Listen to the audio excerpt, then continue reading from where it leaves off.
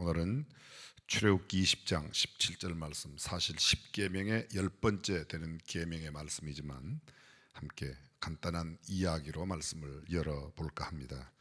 유명한 프랑스의 소설가 피에르 로티의 늙은 죄수의 사랑이라는 아주 짧은 작품인데 여러분에게 소개하겠습니다. 늙은 죄수가 있었습니다. 그는 평생 감옥을 전전하면서 늙었고 가족이나 친척도 없었습니다.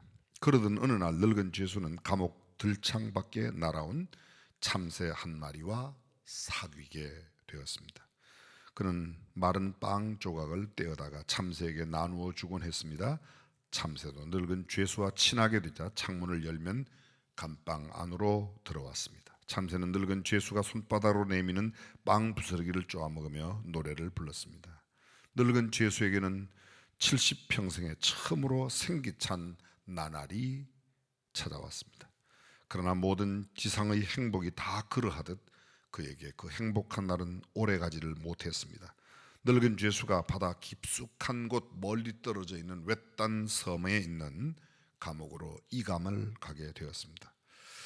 며칠을 두고 생각한 노인은 결국 참새를 데려가기로 결심을 합니다. 그는 작업하러 밖으로 나가거나 운동을 위해서 밖에 나갈 때마다 나무 조각을 하나씩 주워다가 이 새가 들어갈 수 있는 조그마한 새 조롱을 만들었습니다. 새 집을 만들었습니다. 드디어 이감되는 날이 되어 배를 타려는 노인은 허술한 조롱을 가슴에 품고 참새를 소중히 보호했습니다. 그러나 우악스러운 죄수들이 밀고 당기는 그런 통에 그 혼잡 속에 노인이 만든 그 허술한 조롱은 부서지고 말았습니다. 놀란 참새가 푸르러 날아올랐지만 이내 수면으로 떨어지고 말았습니다. 그것은 참새가 달아날까봐 노인이 참새의 꼬리와 날개 깃을 잘랐기 때문이었습니다. 저 참새를 건져줘요. 그러나 우렁차게 울리는 뱃고동 소리가 늙은 죄수의 비통한 부르짖음을 뒤로 한 채 배는 항구를 미끄러져 가고 말았습니다. 프랑스의 소설가 피에르 로티가 늙은 죄수의 사랑이라고 하는 이 이야기 속에 내가 지금 사랑하는 이 참새를 내가 가져야 되겠다고 탐욕을 냈던 거죠. 소유하려고 하는 그 마음이 결국은 새도 죽게 만들고 그도 그 새를 가지고 가지 못하게 했다는 그런 교훈을 주는 이야기입니다. 사랑하는 성도 여러분, 저와 여러분들이 오래 간직하고 싶고 계속 누리고 싶은데 그것이 그렇게 오래 가지는 않습니다. 내가 지금 누리고 있는 물질과 풍요로, 내가 누리고 있는 사랑, 내가 함께하고 있는 많은 좋은 것들 그렇게 오래 가는 게 아닙니다.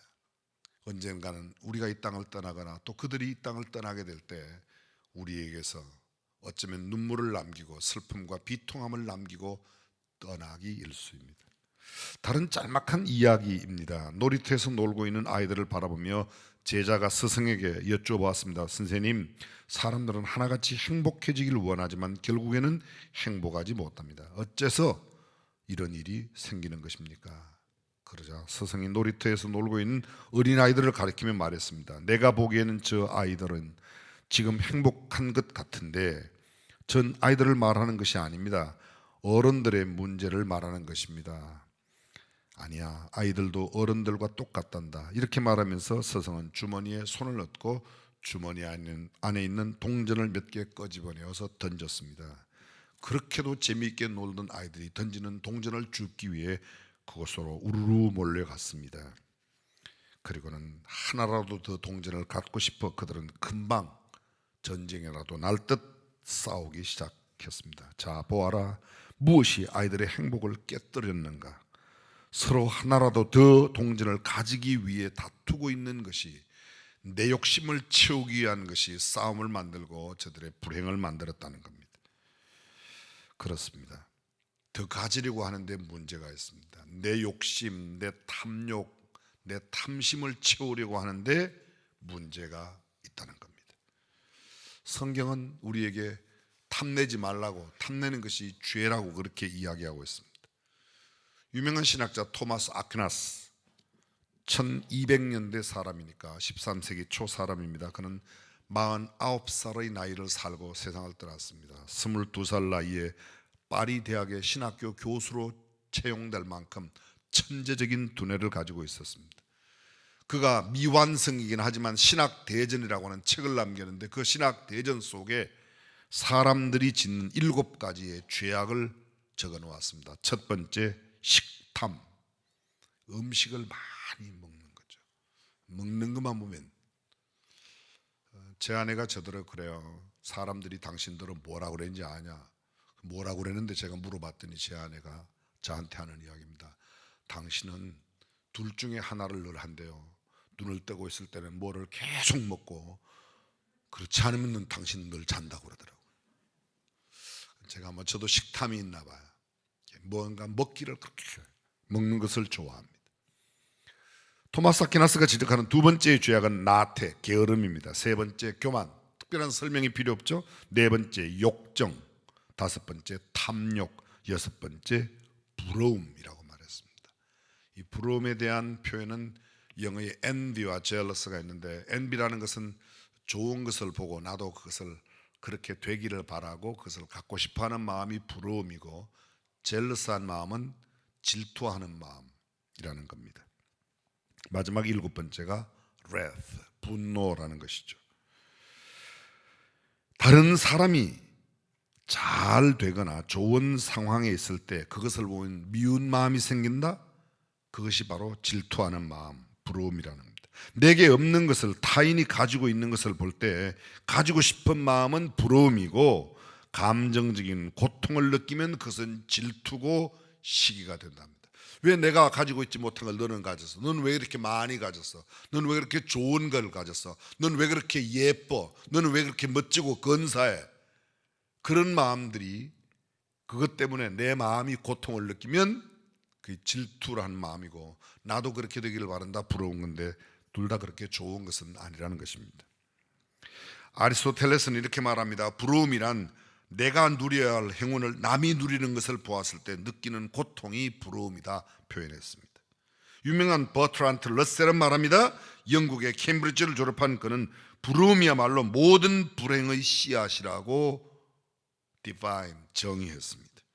사람은 부러움을 느끼게 하는 사람들을 불행하게 만들고 싶은 욕구를 느낀답니다. 저 사람 너무 잘 살아. 근데 그 사람이 좀 잘 안 되기를 바라는 마음들이 누구에나, 이런 말을 우리말로 사촌이 땅을 사면 배가 아프다. 그게 동양만 있는 게 아니고 서양도 그렇다는 겁니다. 부러움을 관리하는 유일한 방법은 부러운 무엇을 얻기 위해 스스로 더 노력하는 길밖에 없다고 그랬습니다. 그래서 두 가지를 이야기했는데, 부러움은 자기 발전의 동력이 될 수도 있고, 부러움은 불행이나 파괴의 죄악이 될 수도 있다는 겁니다. 잘 관리하지 못하면 굉장히 위험스러운 것이 부러움이다, 그런 말이죠. 4년 전 우리 교회를 다녀갔던 미국의 유명한 존 파이프 목사님 기억나십니까? 우리 교회 다녀가셨는데요. 그분과 함께 일하고 있는 Desiring God에 일하시는 7분과 함께 8명이 책을 한 권 냈습니다. 그 책 제목은 당신의 행동에 숨겨진 7가지 치명적인 죄라는 제목입니다. 원래 그 원어의 제목은 이렇게 되어 있습니다. Killjoys, Killjoys 한 단어로 그냥 묶여 있는데요. Kill, 죽인다는 겁니다. Joy, 기쁨을 죽인다. 기쁨을 없이 하는, 그 기쁨을 없이 하는 Seven Deadly Sins, 7가지 deadly, 죽게 만드는 죄라고 하는 것입니다. 첫 번째, 교만. 두 번째, 시기. 세 번째, 분노. 네 번째, 나태. 다섯 번째, 탐욕. 여섯 번째, 탐식. 7번째, 정욕. 똑같습니다. 지금 21세기를 살고 있는 신학자가 하는 이야기나 지금부터 700년 전, 800년 전에 이야기 살았던 토마스 아퀴나스가 하는 이야기는 똑같이 이런 것들이 우리를 슬프게 만들고 비극적으로 만드는 죄라고 지적하고 있습니다. 탐심은 육신적인 죄라고 한다면 교만은 영적이며 정신적인 죄입니다. 탐욕은 하나님의 자리에 다른 무언가를 두고 가장 강렬하게 원하는 우상 숭배가 탐욕이고, 바로 그렇게 원하는 그 다른 무언가가 음식이 될 때 그것이 바로 탐식이 된다고 했습니다. 여러분 잘 아실 겁니다. 마하트마 간디, 인도의 유명한 철학자이고 교수이죠. 그 마하트마 간디가 이렇게 말합니다. 원칙 없는 정치, 노동 없는 부부, 양심 없는 쾌락, 인격 없는 지식, 도덕성 없는 상거래, 인간성 없는 과학, 희생 없는 신앙, 이 7가지가 바로 간디가 말하고 있는 사회적 악덕이라는 겁니다. 1925년 젊은 인도라는 책 가운데 간디가 이걸 썼습니다. 간디 정말 우리가 잘 알고 있습니다. 정신적인 지도자이고 정치 지도자. 그는 키가 165cm에 몸무게가 48kg도 되지 않은 가장 작은 체구를 갖고 있었지만 인도의 그 수많은 10억이 넘는 인구의 인도 사람들에게 지금도 여전히 생생히 그가 떠난 뒤에도 여전히 영향력을 끼치고 있습니다. 이 7가지 간디의 도덕적 가치관 내지 삶의 방향과 세계관을 나타내고 있는 이 글 속에, 이 말 속에는 굉장히 많은 교훈이 있습니다. 어떤 머리 좋은 사람이 재치에서 순간에 나오는 그런 이야기가 아니라 뼈저린 체험과 숭고한 이상에서 나온 그의 교훈. 이 말을 한 간디는 우리 인간들 삶에서, 특히 사회적인 삶에서 정치와 부패와 쾌락과 지식과 상거래와 과학과 신앙이 얼마나 중요한 것인지를 이미 꿰뚫고 있으면 물론이고 인생살이 속에서 그것들은 더욱 중요한 것, 원칙과 노동과 양심과 인격과 도덕성, 인간성, 희생 같은 그것이 있지 아니한다면 그런 모든 정치와 부와 물질, 심지어는 신앙도 희생이 따르지 않는다면 가짜라는 겁니다. 불가피한 세상에서 정치에서 신앙까지 엄연히 존재하는 현실에는 원칙과 희생은 그 종적을 찾을 길이 없다는 것이 우리에게 무엇을 웅변하고 어떤 교훈을 주고 있는가. 좀 쉬운 말로 말씀드리면 정치에서 신앙까지 모든 것은 있는데 그 정치 가운데 만약에 원칙이 없다면, 그 종교 신앙 가운데 희생이 없다면 부는 정말 귀하고 좋은 것이지만 그게 노동 없는 부. 뭐죠? 노동 없는 부. 그게 대장동 사건이에요. 요새 젊은이들 사이에 이런 말이 있어요. 어느 대요? 그럼 묻는데 어느 대요? 그러면 화천대유? 그런데 화천대가 어디 있어요? 그러면 대장동에 있어요? 그런데 1,000만 원 넣고 무슨 수백억씩 받고 땀과 노력이 들어가지 아니하는 부는 하나님이 주신 게 아니에요. 그것을 부러워하고 그것을 흠모하고 그것을 좋아한다면 그건 신앙적인 태도가 아니죠. 그렇습니다. 여기 없고 without politics without principle, 원칙 없는 정치, wealth without work, 일 없는, 노동 없는 부, wealth, 부. 여기 없다 이렇게 되어 있습니다. 없다라는 단어가 그런 아픈 현실을 고스란히 담아냅니다. 없다는 것, 그것은 그냥 하나의 단어가 아니라 병입니다. 아주 고질병, 난치병. 바로 이 병 까닭에 수많은 사람들의 삶이, 아니 사회 전체가 끔찍한 고통 속에 있습니다. 노동 없는 부가 사회를 비참하게 만드는 겁니다. 희생 없는 신앙이, 인간성 없는 과학이, 도덕성 없는 상거래, 돈만 되면 무슨 짓이든지 가짜도 짝퉁도 만들어 갖고 파는 것, 그것이 문제를 일으키고 있다는 겁니다. 간디가 지적한 이 사회적인 죄악들은 지금 고스란히 우리 한국 사회에도 현실이 되어 있습니다. 없고 사람들이 뭐도 없고. 그런데 성경은 이렇게 말합니다. 외양간에 소가 없고 우리에 없고 무화과나무에 없고 포도나무에 열매가 없고 없어도 나를 구원하신 하나님 한 분만으로 나는 참 기뻐하고 즐거워한다. 그게 하박국이에요. 그런데 신앙 없는 사람들은 없는 것이 불평이 되는 겁니다. 없는 것이 문제가 아니라 없는 것을 이겨낼 수 있는 신앙이 없기 때문에 문제라는 것입니다. 사랑하는 성도 여러분, 내 없는 것에 한탄하고 불평하기보다 우리 주님 한 분만으로도 만족할 수 있는 참된 신앙인이 되시기를 주님의 이름으로 축원합니다. 그렇습니다.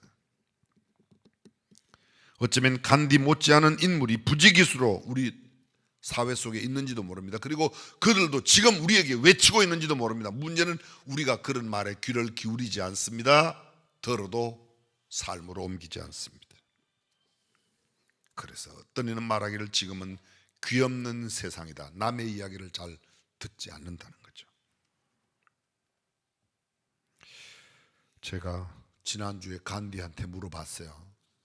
이거 내가 오는 주일날 설교해도 되겠냐, 설교에 좀 외쳐도 되겠냐 그랬더니 제 마음속에 간디가 이런 대답을 했어요. 너라도 외쳐라 그러더라고요. 그래서 외칩니다. 원칙 있는 정치, 양심 있는 쾌락, 노동이 있는 부, 인격 있는 지식, 도덕성 있는 상거래, 인간성 있는 과학, 희생 있는 신앙, 나부터 실천하고 우리부터 실천하고 우리 교회부터 우리 공동체부터 하면 세상은 틀림없이 좋아지게 될 줄로 믿습니다. 성경은 이렇게 말합니다. 욕심이 모든 게 문제라는 거예요.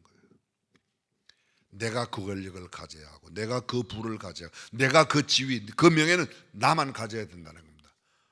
야고보서가 뭐라고 말합니까? 욕심이 잉태한 즉 죄를 낳고 죄가 장성한 즉 사망을 낳는다고 말하고 있습니다. 예수님은 말씀하십니다. 어리석은 부자에게 내가 이렇게 곡식이 많아서 어떻게 할까? 내가 내 창고를 짓고 내 곡식을 쌓아두고 내가 내 영혼에게 이르되 내 영혼아 열에 쓸 물건을 많이 쌓아뒀으니 이제는 편안히 먹고 쉬고 즐거워하자 하리라되 그날 밤에 주님은 말씀하십니다. 오늘 밤 내 영혼을 내가 도로 찾으리니 네 예비한 것이 네 것이 되겠느냐?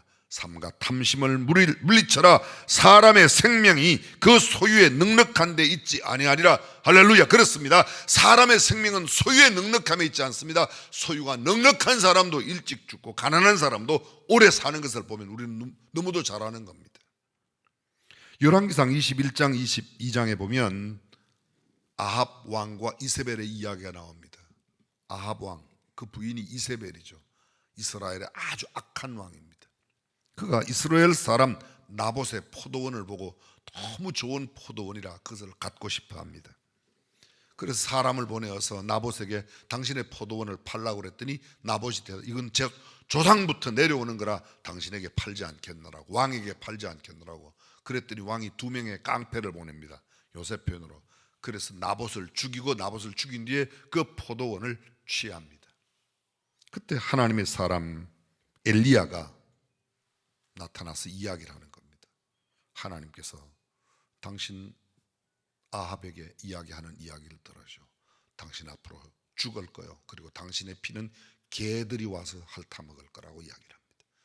얼마 되지 않아서 아람 나라가 쳐들어옵니다. 이스라엘은 대패했습니다. 그리고 그 아합 왕이 거기서 죽임을 당합니다. 사람들이 그 죽은 아합 왕의 시체를 끌어다가 못에 있는 물에 씻어가지고 그것을 장례하려고 할 때 연못에 있는 그 물에다가 그 아합 왕의 시체를 씻을 때 개들이 와서 그 피를 핥아 먹었다고 성경은 기록하고 있습니다. 욕심의 범죄가 그를 비참한 종말로 만들어 갔다는 겁니다. 예수님 똑같이 말씀하세요. 요한복음 12장에 보면 예수님께서 마리아와 마르다의 집에 가시는데 그 사랑하는 나사로의 집이라고 이야기합니다. 예수님이 그 집에 들어가셨을 때 마리아가 향유 순전한 나아들 한 건 향유, 가룟유다가 볼 때 벌써 그게 300데나리온이나 된다고 엄청난 비싼 그것을 예수님의 발에 붓고 마리아가 머리털로 그 발을 닦았습니다. 옆에 있던 가룟유다가 말합니다. 어떻게 그렇게 비싼 향유를 300데나리온에 팔아 가난한 자들에게 주지 아니하고 왜 그렇게 낭비하냐고. 그런데 성경은 이렇게 말합니다. 이 향유를 300데나리온에 팔아 가난한 자들에게 주지 아니하느냐고 말하는 유다에게 예수님은 뭐라고 말씀하십니까? 그 이후에 이렇게 연결되어 있습니다. 이렇게 말하면 가난한 자들을 생각함이 아니요 그는 도적이라 돈꾀를 맞고 거기 넣는 것을 훔쳐가미르라. 가룟유다의 마음속에 뭐가 있어요? 탐심이 있습니다. 욕심이, 탐욕이 있다. 가룟유다 기독교 역사, 아니 성경의 역사 가운데 가장 비참한 사람의 대표적인 한 사람 꼽으라고 한다면 가룟유다가 아닐까요? 예수님을 팔은, 예수님을 배반한 나쁜 사람이죠. 이런 이야기를 들려고 하면 끝도 없습니다. 하나만 더 하겠습니다. 여러분 구약의 열왕기하 5장에 보게 되면 나만 장군의 이야기가 있습니다. 어느 나라 사람이죠? 아까 말씀드렸던 아람 왕의 군대 장관, 국방부 장관이에요. 근데 온몸에 한센병, 개혁성 옛날에 보면 문둥병이 발했습니다. 그 집 주방에서 일하고 있는 계집아이가 이스라엘에서 붙잡혀온 포로아이인데 그 소녀가 주모에게 얘기합니다. 우리 주인이 내가 살던 그 땅 이스라엘에 가면 충분히 고칠 수 있는데 우리나라에는 하나님의 사람 엘리사가 있는데, 그 주인이 그 이야기를 듣습니다. 주모를 통해서 그 이야기를 듣고 왕에게 가서 이야기를 합니다. 왕이시여, 우리의 속국으로 있는, 우리의 식민지로 있는 이스라엘 땅에 이런 사람이 있다고 하는데 저를 거기로 보내셔서 좀 낫게 하면 어떻겠냐고 그랬더니 아람 왕이 직접 친필로 편지를 써서 들려주고 이 편지를 들고 이스라엘에 가서 여호람 왕에게 보여주고 여호람 왕에게 이야기해서 고쳐달라고 하셔. 그래서 이 나만 장군이 수레에 은 10달란트, 한 달란트가 화폐 단위가 이건 무게예요. 34.2kg 정도 되는 게 한 달란트입니다. 그러니까 340kg가 넘으니까 엄청난 은과 금덩어리 6,000개, 의복 10벌을 마차에다가 싣고 이스라엘로 갑니다. 이스라엘 왕 여호람이 아람 왕이 보낸 편지를 보고 기가 막힙니다. 아니 내가 어떻게 문둥병을 고치는가? 하나님을 섬기는 사람들은 다 문둥병이 하나님의 저주에 의한 병이라고 다 이해하고 있는데 도대체 이걸 어떻게 고치냐고 그렇게 걱정하고 신하들에게 이건 틀림없이 아람이 우리를 또다시 공격하여 어렵게 만들려고 하는 일이니 어떻게 하면 좋겠냐고. 그때 신하 가운데 이야기합니다. 하나님의 사람 엘리사 있지 않습니까? 엘리사의 집에 보내서요. 그래서 나아만 장군이 엘리사에게로 갑니다. 나아만이 가면서 생각했습니다. 그래, 하나님의 사람이면 나와서 내 당처 위에 손을 얹고 기도해 주겠지. 근데 나아만이 엘리사의 집에 갔는데 엘리사는 바깥에 나오지도 안 하고 밑에 종을 시켜서 이야기합니다. 요 앞에 가면 요단강이 있으니까 요단강에 가서 7번 씻고 가라. 나아만이 화가 났습니다. 아니 이 요단강, 우리나라에는 얼마나 더 좋은 다메섹강, 아바나와 바르발이 있는데 그런 강도 아니고 이런 더러운 강, 이런 좁은 강에서 무슨 내몰 씻는가. 그때 이 나아만 장군의 신하 한 사람이 이렇게 말합니다. 내 아버지여, 큰 일을 행하라 하였다면 행치 아니하였겠나이까. 이것보다 더 어려운 일, 더 힘든 일을 시켜도 했을 터인데 그 요단강에 못 7번 담그는 이거 왜 못하겠습니까? 그랬더니 7번 정말 들어갑니다. 6번째 들어갈 때까지 아무런 반응이 없다가 7번째 들어갔다가 나왔더니 성경에 뭐라고 기록되어 있죠? 그 살같이 어린아이 살과 같이 되었다고 이야기합니다. 너무너무 감격했습니다. 감사해서 이거 그냥 있을 수 없다. 야, 그 사람이 나를 무시한 게 아니로구나. 그대로 바리바리 싫은 것을 듣고 다시 엘리사의 집으로 갑니다. 근데 엘리사 여전히 나오지 않습니다. 무슨 소리를 하냐? 나 절대로 받을 수가 없다. 내가 이스라엘 외에는 온 천하에 신이 없는 줄 아나이다. 제발 이 예물 좀 받아주세요. 나아만은 엘리사에게 그렇게 이야기합니다. 그런데 엘리사는 말합니다. 나의 섬기는 여호와의 사심을 가리켜 맹세하노니 내가 받지 아니하리라. 그러자 나아만의 마음속에 세상에 이런 신이 어디 있느냐, 이런 하나님이 어디 있느냐. 내가 부탁했습니다. 내가 노새로 가져온 이 마차가 아니라 노새차겠지. 노새차에 이스라엘 흙 2바리만 주세요. 요새로 말하면 둘이 아까 2마차만 주세요. 내가 이 흙 가지고 가서 내 평생 그 누구에게도 섬기지 아니하고 누구의 우상도 어떤 그래도 절하지 아니하고 내가 여호와만 섬기겠다고 그렇게 말합니다. 돌아가서는 이제 왕이 뭐라고 그래도, 아람 나라 왕이 뭐라고 그래도 나는 하나님만 섬기겠다고 가는 겁니다. 한참 가는데 엘리사의 집에 있던 종 게하시가, 사실은 종이라기보다는 밑에 심부름하는 게하시가 따라와서 이야기합니다. 이 나아만 장군의 수레에 와서 나아만 장군님, 우리 주인님이 운영하는 신학교 신학생이 있는데 너무 불쌍하니까 옷 2벌 하고 은 좀 달라고 그러는 겁니다. 그대로 보면 옷을 2벌만 달라고 이야기를 하고 그 옷 2벌 외에 은을 달라고 이야기를 하는 거죠. 금과 은을. 그래서 그것을 가지고 돌아옵니다. 게하시가 집으로 가는 길에 그것을 갖다가 은 한 달란트, 옷 두 벌, 그것을 자기 집에다가 감추고 막 엘리사의 집으로 들어갔습니다. 그런데 엘리사의 집에 들어가자 엘리사가 게하시를 보고 묻습니다. 너 어디서부터 오냐? 너 어디 갔다 오냐? 너 뭐하고 왔냐? 이렇게 묻는 거예요. 너 말이야, 너 조금 전에 나만 장군 수레에서 내려와 만날 때 하나님께서 내게 말씀하셨어. 내게 말씀하셨어. 그때 얼른 게하시가 선생님 죽을 죄를 졌습니다. 그랬더라면 성경은 달랐을 거야. 시침 뚝 떼고 있었습니다. 뭐라고 그러죠? 나만에게 있던 그 문둥병이 너에게 들어 너와 내 자손이 영원토록, 그 자손은 문둥병으로, 한 사람 게하시의 범죄가 게하시뿐만 아니라 그 후손 모두를 다 문둥병으로 몰아갔습니다. 네가 지금 그거 받을 때냐? 그 사람은 지금 하나님 외에 다른 신이 없다고 평생 하나님만 섬기겠다고 돌아가는데 너 가서 그거, 네 물질 그거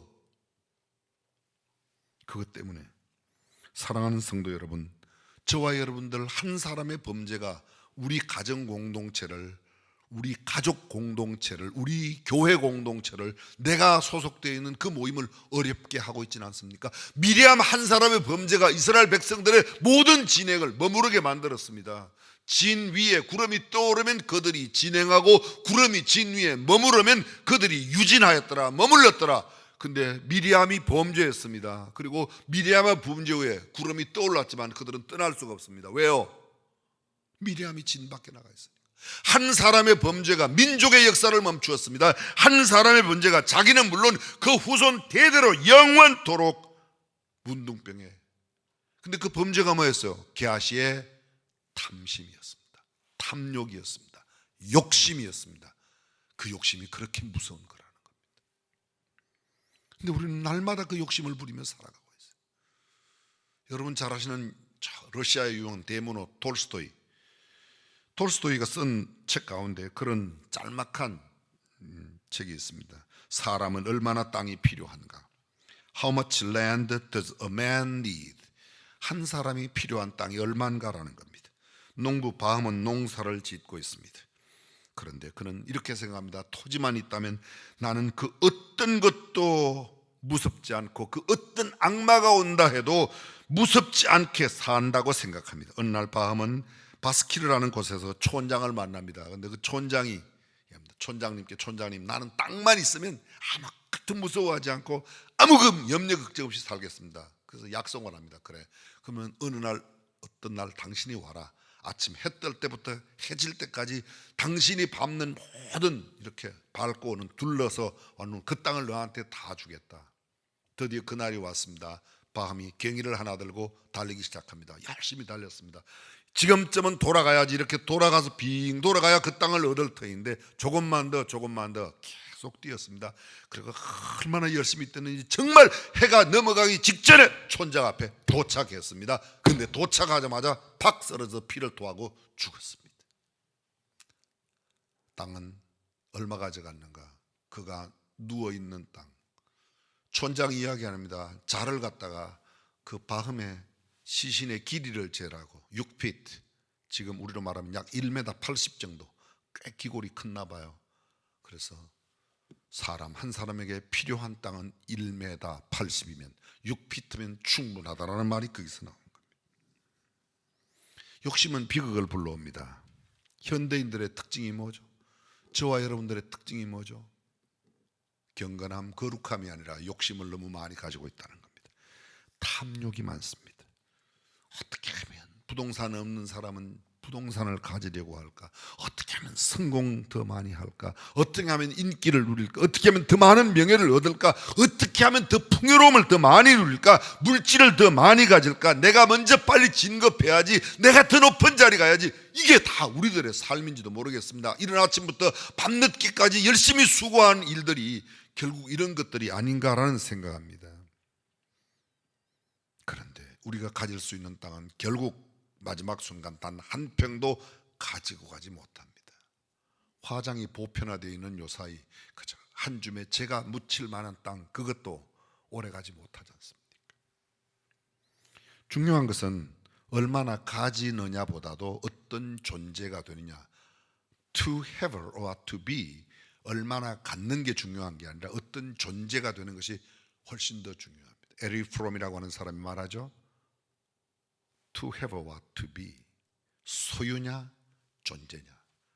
우리는 어떤 존재가, 하나님의 아들다운, 하나님의 아들로서의 존재감을 갖고 그 아들다운 삶을 살아가는 저와 여러분이 될 수 있기를 주님의 이름으로 축원합니다. 탐욕은 엄청난 끔찍한 결과를 불러온다는 겁니다. 그렇다면 어떻게 하면 우리가 이 탐욕을 이길 수 있는가? 세 가지 비법이 있습니다. 첫 번째, 우선 내가 자족하기를 배우는 겁니다. 있는 바를 만족하고 감사하면서 더 많이 가지려고 하는 노력에 조금만 들여도, 죄송합니다, 저희 아버지 이야기 또 한 번만 하겠습니다. 저희 아버님이 지금 96인데 생존해 계세요. 요사이는 그런 말씀 잘 안 하세요. 그런데 젊은 날 제게, 야 명진아 많이 가지려고 하는 노력 10분의 1만 들이면 있는 것 가지고도 행복하게 살 수 있다. 아주 귀에 딱지가 않도록 우리 아버지가 들려주는 말씀입니다. 많이 가지려고 하는 노력보다 있는 것 만족하면 훨씬 더 편하게 산다. 여러분들은 별로 아멘이 안 되지만 저는 얼마나 이 말씀이 아멘 되는지. 만족한 겁니다. 어떤 한 남자 배우를 흠모하는 여성이 있었답니다. 아주 열팬이에요. 광팬이에요. 자기 남편과 그 남자를 맨날 비교하면서 현실로는 남편과 살고 있지만 마음으로는 언제나 그 남자 배우와 함께 살아가고 있는 그런 여자예요. 여기도 혹시 그런 분 혹시 계세요? 누구 탤런트 품에 안고 살기는 남편하고 살고 맨날 마음에는 탤런트만 갖고 있는 사람 우리 교회는 없죠? 없으리라고 생각해요. 근데 이 여자는 그런 거예요. 근데 드디어 어떤 날 만났어요. 그 배우를 만났어요. 그 배우 부부를 만났어요. 감히 너무너무 흠모한 나머지 그 배우에게는 말 못하고 그 배우의 부인에게 이야기하는 겁니다. 당신 얼마나 좋으냐, 그렇게 멋진 배우하고 사니까 얼마나 좋으냐, 얼마나 행복하냐. 그랬더니 한번 살아봐 그러더래요. 한번 살아봐 그랬대요. 한번 살아봐. 듣기도 하고 가끔 하기도 하죠. 사모님은 좋으시겠어요? 목사님과 함께 사니까. 아이고 말도 말아요. 살아봐요. 저희 집 사람은 절대로 안 하기 때문에 제가 마음 놓고 이야기할 수 있지만 그런 사람들 진짜 많아요. 살아봐라. 뭐 부인이 좋은데 아이 살아봐요. 남편 좋은데 살아봐라고. 여러분, 내가 가진 내 남편, 내게 있는 내 아내가 귀한 것으로 알고 귀한 분으로 알고 함께 살면 행복하게 될 줄로 믿습니다. 괜히 남의 남자, 남의 여자 끌떡거리지 말고 남의 주머니에 있는 거 그거 탐내지 말고 내게 준 것 하나님 앞에 감사하며 만족하며 살아가는 저와 여러분이 되시기를 주님의 이름으로 축원합니다. 사도 바울이 말하지 않습니까? 내가 궁핍함으로 말하는 것이 아니라 어떠한 형편에든지 나는 자족하기를 배웠다. 나는 비천에도 처할 줄 알고 풍부에도 처할 줄도 알아. 모든 일에 배부름과 배고픔과 풍부와 궁핍에도 일체의 비결을 배웠노라. 가진 것을 만족하는 삶입니다. 두 번째, 절제하면 됩니다.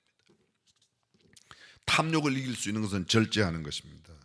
절제한다, 자신을 통제하는 거죠. 욕망을 억제하는 것입니다.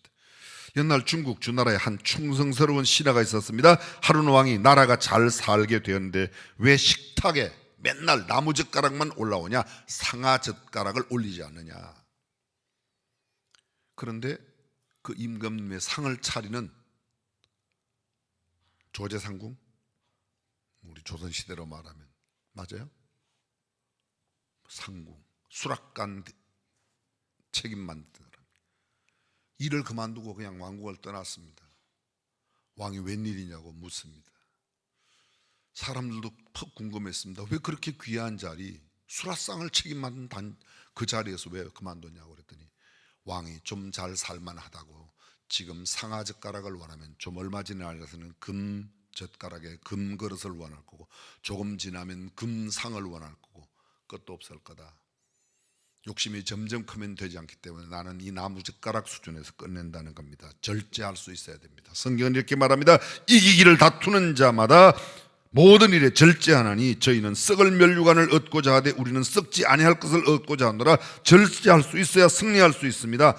내 욕망을 억누를 수 있어야 되는데 그렇지 않으면 결국은 이기지 못합니다. 우리의 욕심을 조금 자제하고 통제하여 있는 바를 만족하게 여기며 살아가는 저와 여러분이 될 수 있기를 주님의 이름으로 축원합니다. 마지막 세 번째로 축복하는 겁니다. 여기 축하하고 축복한다는 말은 남이 잘 되는 것을 보고 내가 기뻐하고 그에게 축복하고 축하하는 겁니다. 아까도 말씀드렸지만 남이 잘 될 때 그것도 배 아파하고 내가 갖지 못한 것 때문에 안타까워하고 시기하고 질투할 것이 아니라 남이 잘 되는 것을, 저 잘 되는 사람이 바로 내 아들이라고 생각하고 우리 아버지라고 생각하고 좀 축하해주고 축복해줘야 되는데 남이 잘 되는 걸 견디지 못하는 겁니다. 로마서 12장 14절에 보면 너희를 박해하는 자를 축복하라, 축복하고 저주하지 말라. 그렇습니다. 잘 되는 것 보면 그들이 우리를 박해도 그들을 저주하지 말고 축복하라고 이야기하는 겁니다. 오래전 영국 런던에 아주 유명한 세 분의 목사님이 계셨습니다. 설교의 황태자라고 불리우는 찰스 스퍼전, 그리고 유명한 인물 설교가로 유명한 F.B. 마이어, 그리고 또 한 분 아주 성품이 온화한 캠벨 몰간 목사님. 그런데 스퍼전 목사님은 설교를 잘하니까 성도들이 막 얼마나 많은지 몰라요. 캠벨 몰간 목사님은 성품이 좋아서 교회가 정말 부흥하고 크게 되는 겁니다. 근데 F.B. 마이어 목사님은 그때까지 별로 교회가 부흥 안 되는 겁니다. 근데 자꾸 시기심이 생기는 거예요. 질투심이 생기고 이상한 마음.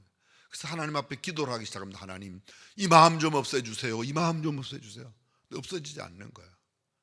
어떤 날 기도하는 가운데 네가 그 마음 없애달라고 기도하지 말고 이제는 그를 축복하는 기도를 하라. 그런 음성이 마음속에 들려오는 듯해서 그 다음부터 하나님 정말로 감사합니다. 그리고 축복해. 스퍼전 목사님을 축복합니다. 그 다음에 캠벨 몰간 목사님을 축복합니다. 축복한다고 자동으로 시기하고 질투하는 마음이 없어지더랍니다. 여러분, 저도 F.B. 마이어 책을 여러 권 가지고 있습니다. 인물 설교를 정말 잘하시는 분입니다. 훈달거도 참 훌륭한 목회자입니다. 사랑하는 성도 여러분, 남이 가지고 있는 것, 내가 없는 것에 불만하거나 불평하지 말고 내 가진 것 만족하며 하나님 앞에 감사하고 모든 사람들을 축복하며 살아가는 성도가 되시기를 주님의 이름으로 축원합니다. 기도하겠습니다.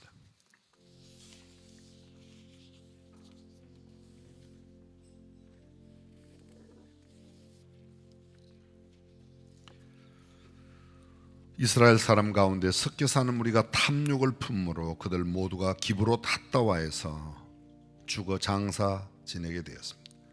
탐욕은 하나님께서 미워하시는 것입니다. 하나님께서 싫어하시는 것입니다.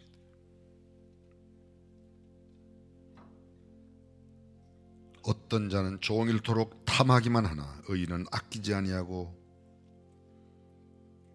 많은 사람들에게 베풀며 산다고 이야기합니다.